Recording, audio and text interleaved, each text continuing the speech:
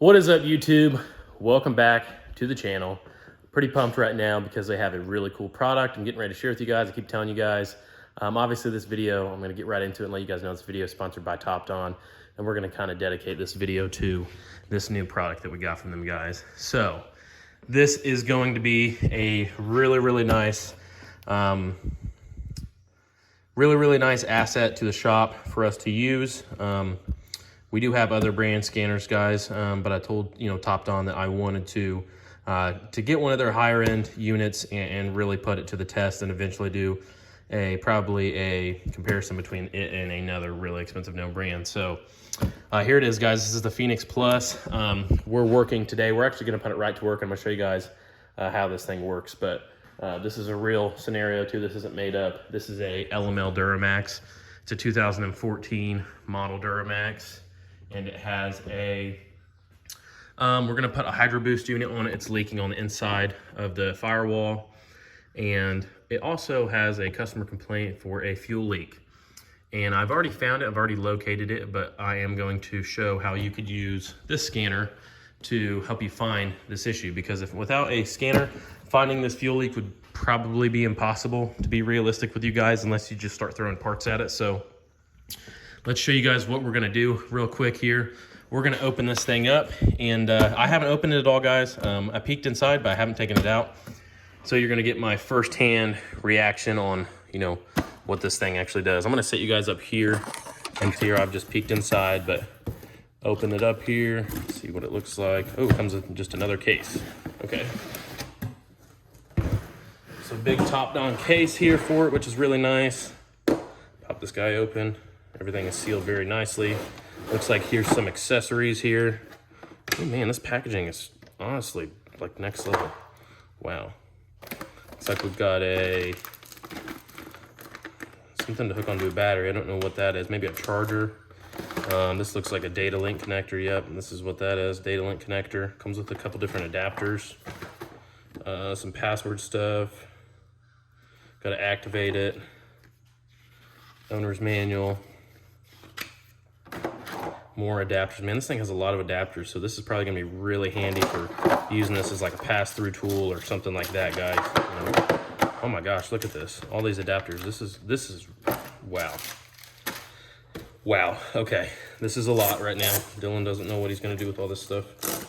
Let's open up right here, see what this stuff is. This looks like another adapter of some sort. I think that's like a semi hookup, maybe. Oh my gosh, this is crazy, guys. But here's the unit itself. Let's go ahead and get it out of the package, see what it looks like. Oh my gosh, look at that, guys. Wow, it feels really nice. Like, it's got some good weight to it. It's heavy. Wow, this thing's sweet. Oh, look at this, big kickstand. Big kickstand guy. So far, guys, this thing feels really nice. I'm not gonna lie. Obviously, we need to try it out, put it on the vehicle, and see what it does. But like, I'm just really impressed with the packaging, and I'm giving you guys my honest, unbiased opinion. Obviously, Topped On does sponsor our videos, but I'm gonna be straight up with you guys.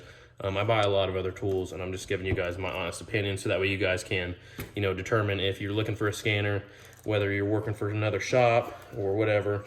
You can. Kind of reference this. And look at this, guys. I just now noticed this. But I'm pretty sure this is the Bluetooth. I didn't even realize this thing was Bluetooth. Gotta get it out of here without trying to tear it up, though. Oh. Yeah, this guy's Bluetooth. Wow. You gotta be kidding me. All right, guys, before we get any farther into this video, I am gonna go ahead and get this thing set up on the charger, see if we can get this thing powered up. You guys.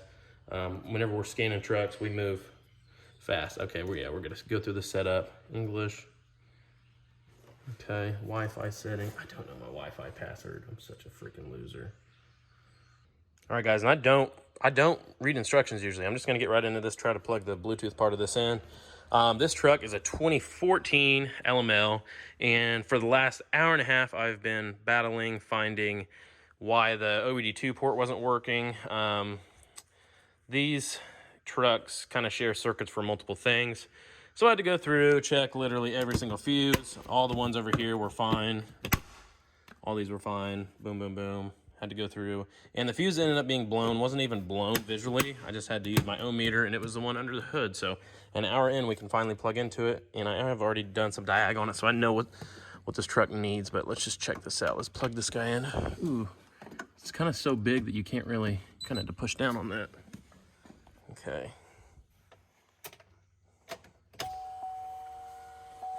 Okay. I'm assuming we want to go to local diagnostics. Okay, I'll register. I'll register soon.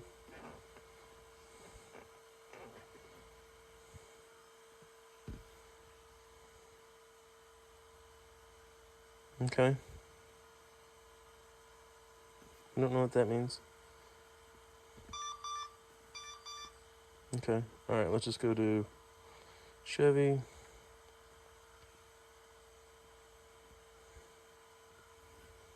Okay.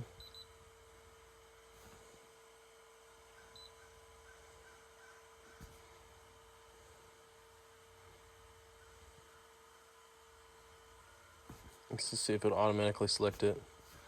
Yes. Read the VIN. Key is on position.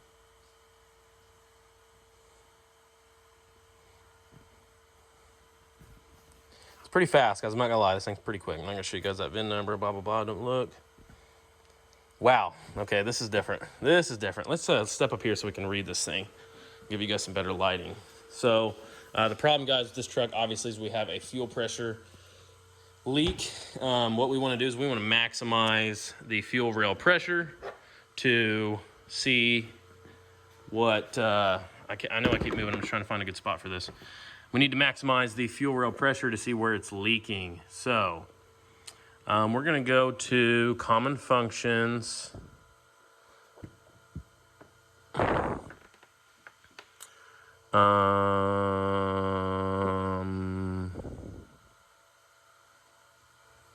is it doing that? Okay, let's just go to ECM. We want to go to ECM. That's kind of cool. It kind of shows you what module you're in. We want to go to probably special functions. What we want to do, guys, is we want to maximize fuel rail pressure. So go to special functions, fuel injector. Not that. All right, guys, definitely new and different than other scanners I've used, but I'm gonna show you guys how I had to get to it. It's not too hard. I'm sure once you play with this thing for a little bit, you'll get used to everything. And I will say, so far it's really fast. I like that it's fast, it's instant. A lot of older scanners that I have messed with, guys, they're slow. And main thing is speed, because, you know, when you're jumping from truck to truck trying to diag stuff all day, you know, you just want something that's quick, and you don't want to sit here waiting for, you know, 20 to 30 minutes your day simply waiting on a scanner. But basically what I went to was actuation test. I go to fuel system. We're going to go to fuel pressure. And then command the state, so I can increase or decrease fuel pressure. What I'm going to do is start the engine, guys, and I'm actually going to show you guys this leak. So I'm going to set this scanner up here. We're going to start this puppy up, and then I'm going to show you guys where this leak is actually at, if I can on camera. Basically what I'm going to do is, we'll just see if we can do it. I don't know if I have enough hands. So like that, we'll have to change that. It's in millipounds. I don't really understand what that is. Okay. We'll see if we could change the unit of measurement, because normally this would be like fuel rail pressure in PSI. It would be like 5,000 PSI, and then we're gonna turn it up to right around 18, so turn it up.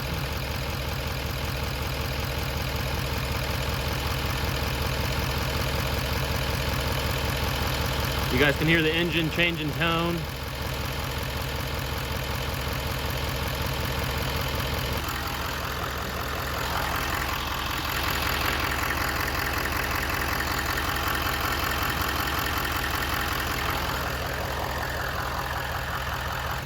It's only going to let you maximize the rail pressure for a certain amount of time, guys. That's just the way that they're set up.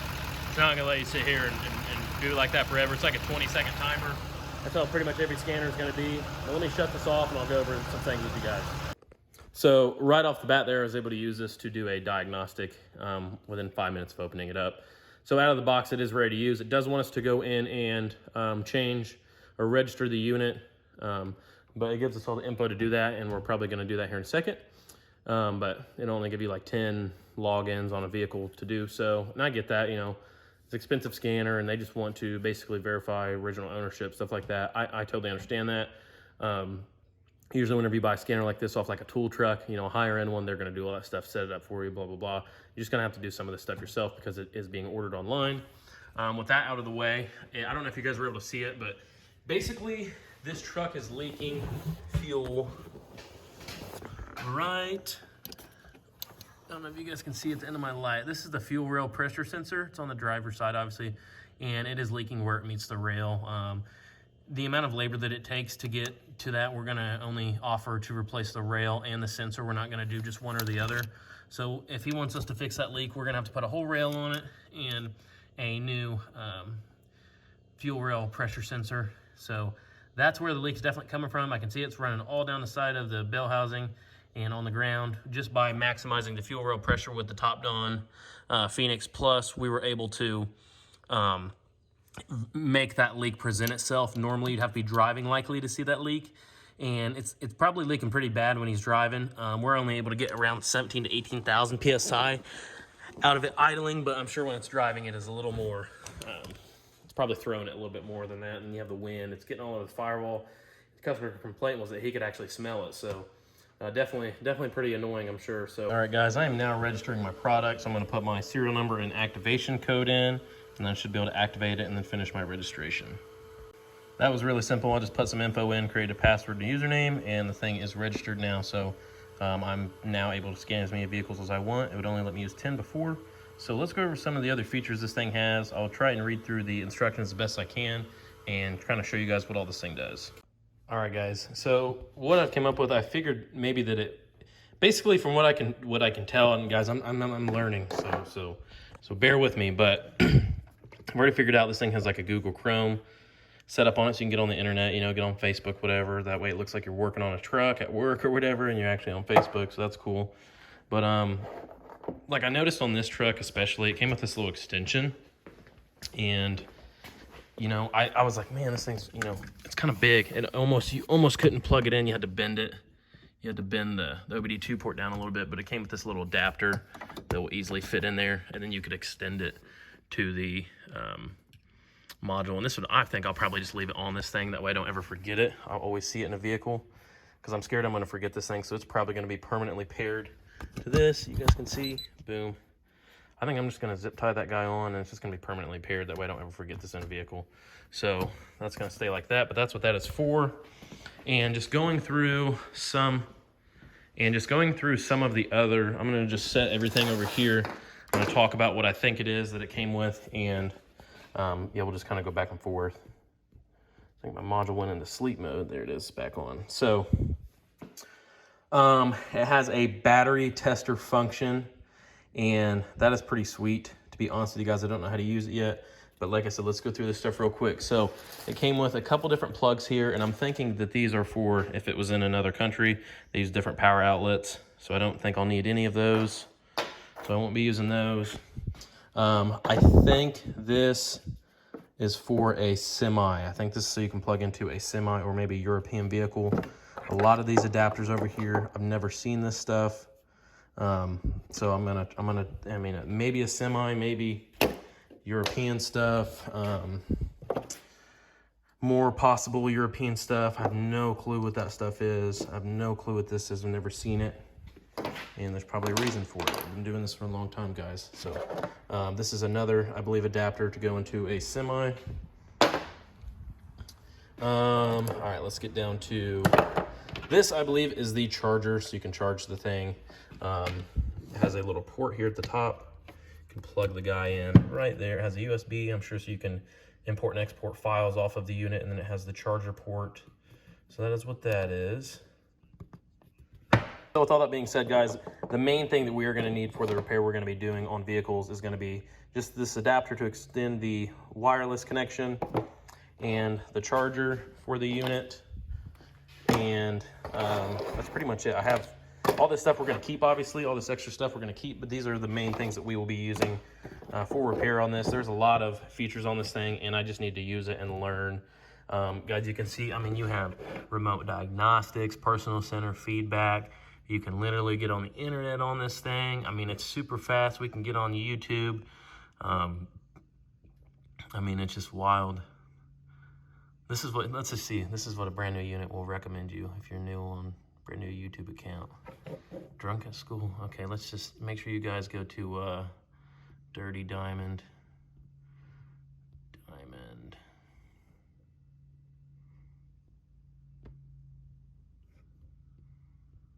Let's try the speakers out. Dirty Diamond Diesel. Ooh, look at that. Make sure you guys hit the subscribe button. It's right there in case you guys didn't know. Check out all the other cool videos we got. Let's see how the sound is on this thing. If it even has sound. Does it even have sound? That's a good question. Surely it does. The redesigned Chevy Silverado. You got sound. Make sure you guys watch the entire ad. Click on it if you want. Help your boy out. We're gonna like this video. Boom. Oh, let me like it. You guys ever just do something to one of your vehicles? So there you guys have it. You know, this thing is also doubles as, I know that my other scanner can't do this, but this thing doubles as like a little computer, so you can act like you're working on stuff at work, but really you're just, you know, screwing off on Facebook or whatever. It also has a camera on it. I want to see if I can figure out how to use that real quick. Takes about 1 minute, guys, to turn on. That's not the end of the world. But once you have it on, obviously, you'll probably leave it on all day. If it's in sleep mode, you can just hit that, and it's in sleep mode. So it is also a computer, so that's probably why. It takes about a minute to turn on. Not the end of the world, but my other scanner, my older one, guys, I'm not going to say what brand it was, but it took absolutely forever to turn on. And then we upgraded, and now we have this brand new unit, guys. So there it is, guys. There you guys have it. That is going to be my real world experience on this scanner. You know, I showed you guys right out of the box without doing anything. We were able to basically diagnose this LML Duramax. I didn't have to do anything to it. I could plug it in. It did tell me, hey, you need to register it, but you can do this 10 times. We were able to do our diagnostic right out of the box, and it came with a 90% charged battery. And yeah, so it's ready to go out of the box. I guess that's a big thing for me. And then we registered it. It took 5 minutes to register it, not a big deal. And I showed you guys some of the features that it does. We are still gonna have to do a lot of learning on this thing and try and figure out what all this extra stuff is for, guys. But for the most part, I wanted out of this, whenever I reached out to TopDon, I told them I wanted a up-to-date modern scanner, a little higher end value to show you guys. And I know I've just seen a lot of comments where you guys are asking, you know, what do you think of the higher end TopDon scanners? Because they have stuff that's really, really affordable, and then they have stuff that's still affordable, but you know, higher price point. They do consider this a professional diagnostic tool. You guys can see right there, professional. And you guys are probably going to be getting paid whenever you're working on stuff. If you're getting something like this, you know, that's what makes you professional. You're getting paid. So we're going to put the pieces that I am going to use. We're going to put the rest of this stuff in a bag, stuff I'll probably never use. And the rest of it, we're just going to go in here in the accessories box, and we're going to box this thing up. And you guys will continue to see this in the videos when we're doing diagnostics on vehicles. So shout out to TopDon once again. They are the sponsor of this video, and I want you guys to go check out their website. I'm going to leave a link in the description for a ton of different TopDon tools. And yeah, so that is going to be it for that. All right, guys, finishing up this video, I want to show you what we're doing on this Duramax. Obviously, I showed you guys the fuel leak and where it was at, and obviously it was leaking off the bottom of this rail here, right around here. We just had a drip whenever fuel rail pressure was at max command. And I want to show you guys what it takes to get to this point. So yeah, there's a lot of parts you got to pull off to change a fuel rail on an LML on the driver's side. It's very, very involved. It is not for the faint of heart, I don't think. Especially this truck having a hydraulic pump on it. I am many hours in at this point to get this thing to this specific point, and I could have probably made the process a little easier, but I didn't want to take some parts off, so I would rather struggle honestly sometimes than take a bunch of stuff off. So Basically, take the serpentine belt off, pull the hydraulic pump out, set it out of the way, got it ratchet strapped up. Then we pull the intake off, pull the air conditioning pump off, lay it over to the side so that we don't have to uncharge the system. Take the alternator bolt loose, just slide it up, unhook the batteries obviously, unhook the intake, bungee cord it back, and then you have to pull the front part of the EGR cooler off. You guys can see 4 bolts through there. That's why you have to take the alternator up to get to that bottom bolt. It's really hard to get to. Then you have to take the intake off, the EGR, the top pipe, obviously. You have to take it off. It goes through. There you guys can see all the parts over there on the bench. And then we were able to get to the fuel rail. Some of these bolts are extremely difficult to get to, guys, and this takes a lot of time. I want to show you guys where one of these bolts is on this fuel rail so you guys can get an idea. Okay. There it is, right there in the center of the screen. That bolt right, gosh, I'm such an amateur. That bolt right there is a tough one. It's really hard to get that bolt out. What you can do is take the feed and return line off, and you can kind of manipulate these to get, I used a wrench, and once I got it loose enough, I grabbed it with a pair of needle nose pliers and a magnet and got it out of there and putting it back in. I mean, it literally takes like 25 minutes of just straight battling it. Take the injection lines loose at the injectors, and basically the valve cover mounts, holds the injector lines, and just take them loose, and then you can just kind of lift them back. There's a connector on the back, but I still need to plug the new one in. It's kind of hard to unplug that guy. What you can do is you can plug it over here on the truck side and just take the whole harness through. Then you got a return line in the front, which I got to replace. I'm still trying to get that where it's not so kinked. I need to adjust it some more. Had to replace this one, it was dry rotted. And then obviously all your high pressure fuel lines. So definitely a big job. Not a super easy job by any means, guys. These trucks are pretty serious when it comes to working on them. I would say realistically, and you guys can leave your comments down below. I'm not complaining. It seems like we do a lot of stuff on Duramaxes. This is like mainly the only thing we do. Bailey has a lot more Ford experience than I do, but I've just got super used to these things, and this is just what we do the most of. But I would probably argue that the LML Duramax is the hardest diesel platform in a pickup truck to work on. I mean, you guys leave your comments down below. Let me know what you think. I don't want you guys to say, no, Power Strokes are relatively easy to work on. They're kind of designed to be worked on. This is a discussion that me and Bailey have a lot, but the Fords, they just come apart a lot easier. They're made to have the cab lifted off of them. They're just a lot easier to work on. These trucks here, there's a lot crammed into the engine. The cabs are relatively easy to lift on these trucks for most repairs, like turbochargers and nut pipes and stuff like that. It's almost easier to just lift the cab because it is so tight.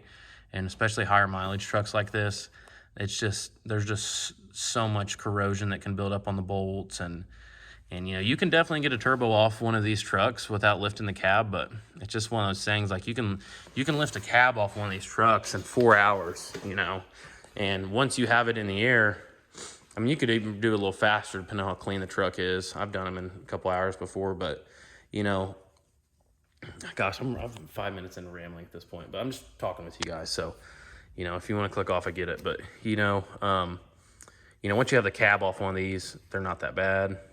This job here would not be bad at all if the cab was in the air, just because you can just get to everything a lot easier, But you can't justify taking the cab off just to do this repair, obviously. It's very, very possible in the truck. And,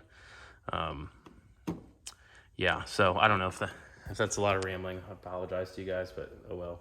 That just kind of gives you an idea of what we have to do to get this truck repaired. It's literally just a small fuel leak is all it was. So another thing to think about if you want to buy a Duramax, guys, if you're thinking about them, I love this platform. I think with a CP3 swap, these things are monsters, and they go 300,000 miles, 400,000 miles. You take care of them. But, you know, when you do have to do repairs on them, just keep in mind, you know, simple stuff like this is just a really, really big deal. Pretty much going to wrap up the end of this video, guys. Please leave a like down below, subscribe to the channel, and be sure to check out Top Don's products. They have a lot of cool stuff, guys, and that new scanner we got is pretty mint. So I'm happy with that. I'm going to work on this thing for a little bit longer, guys. I'm probably going to call it for the weekend. I'll finish this thing up first of the week. And yeah, we'll just get back into the regular schedule. So that is what we got going on. Just want to show you guys what we were doing, but be sure to like, subscribe, and comment down below, and we'll see you guys in the next one.